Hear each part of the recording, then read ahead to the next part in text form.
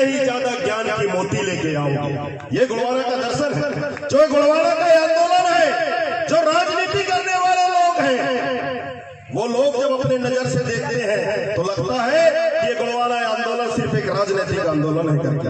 लेकिन जो धार्मिक प्रवृत्ति के लोग हैं, जब वो अपनी नजरों से देखते हैं तब लगता है कि ये गुणवाना आंदोलन धार्मिक आंदोलन है करके। लेकिन जो समाज शास्त्र का विद्यार्थी है, जो समाज शास्त्र को जानता है, वो जब इस गुणवाना आंदोलन को देखता है तब उसको लगता है कि नहीं, ये गुणवाना आंदोलन एक सामाजिक आंदोलन है।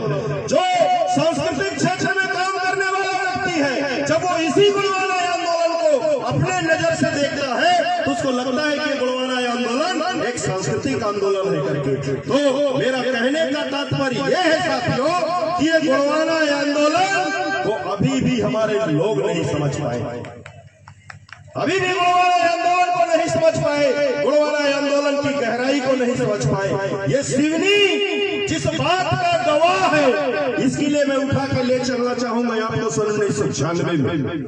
सन 1996 में जब गुणवाना रत्न दादा हीरा सिंह मरकाम जी पाली तानाखार विधानसभा क्षेत्र से उपचुनाव जीतते हैं।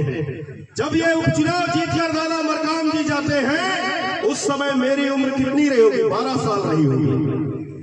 कितनी उम्र रही होगी मेरी? 12 साल। जब मेरी उम्र 12 साल रही होगी, उस समय सन 1996 में दादा हीरा सिंह मरकाम गुणवाना गणतंत्र पार्टी के बैनर तले उपचुनाव जीत कर जाते हैं। उस समय के तत्कालीन मुख्यमंत्री, जिसे आज के समय में राजनीति का चाणक्य कहा जाता है, उन्होंने कहा था कि हीरा सिंह मरकाम, तुम अपने इस पार्टी का कांग्रेस में विलय करो, हमारे साथ आओ, हम तुमको मंत्री बना देंगे, अपने बाल बच्चों का भविष्य संवार लो, ये मौका है।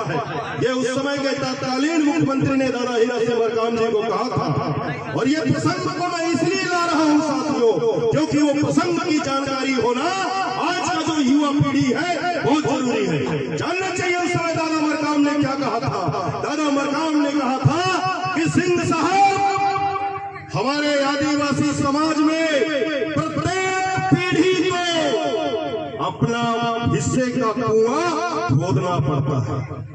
ये दादा मरकाम ने कहा था कि हमारे समाज में प्रत्येक पीढ़ी को पानी पीने के लिए कुआं खोदना पड़ता है। इसका मतलब है कि संग्रहण की जो विचार है वो हमारे समाज में नहीं है। मेरे पिताजी ने भी बंधिया को बनाया था, मैं भी बंधिया बनाऊंगा, और मेरा आने वाला जो बच्चा रहेगा वो भी बंधिया बनाएगा, तब जाके धान पैदा होगा। ये दादा मरकाम ने उस समय कहा था साथियों। कल्पना कीजिए आप लोग कि सन 1996 का चुनाव जीतने के बाद दादा हीरा सिंह मरकाम मंत्री बन गए होते तो क्या आज यहाँ पे हम लोग बैठ के बातें कर रहे होते? समाज के अंदर क्या स्वाभिमान जगा होता? किसने जगाया स्वाभिमान को?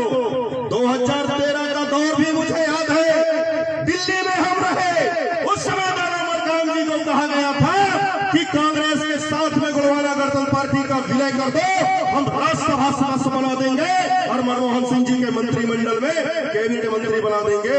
तब भी दादा मरकाम ने मना कर दिया था। ये स्वाभिमान किसने पैदा किया? दादा ने। हमारे अंदर दादा ने पैदा किया, नहीं किया ना? और यही सिवनी है जहां 2 दिन पहले उस समय के तत्कालीन मुख्यमंत्री क्या बोल रहे थे कि मेरे पुरखा यहाँ ढोर चराते हुए आए थे, यहाँ पे हमने कब्जा किया, यहाँ पे हमने राजपाट किया। वास्तव में यहाँ का कोई राजा है तो यहाँ गुणवाना का मूल निवासी समुदाय है। ये दिग्विजय सिंह जी ने कहा था साथियों। ये किसकी संकल्प शक्ति है? ये दादा हीरा